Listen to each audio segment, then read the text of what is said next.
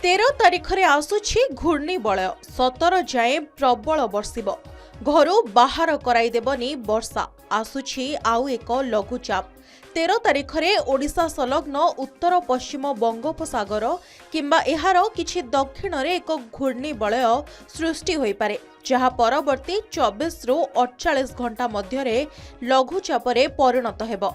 एहा प्रभाव रे राज्य रे 17 तारिख पर्यंत वर्षा होई पारे।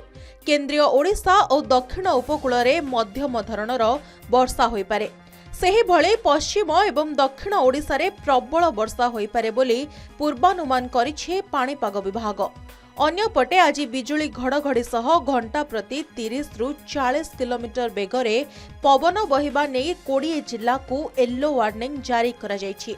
काली मध्य बिजुली घड़घड़ी सह घंटा प्रति 30 रु 40 किलोमीटर बेगरे झटका पवन नेई 20 जिल्ला को येलो अलर्ट जारी होईछि। प्रबल वर्षा पाई केन्दुझर एवं मयूरभंज जिल्ला को येलो अलर्ट जारी करा जायछि। एही दुई जिल्ला रे प्रबल वर्षा हेबो।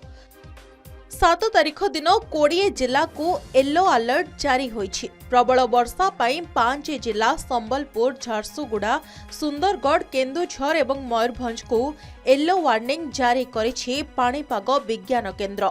आसंता 8 तारिख पर्यंत राज्यर 20 जिला को येलो अलर्ट जारी करा जायछि। ब्यूरो रिपोर्ट, के न्यूज ओडिशा।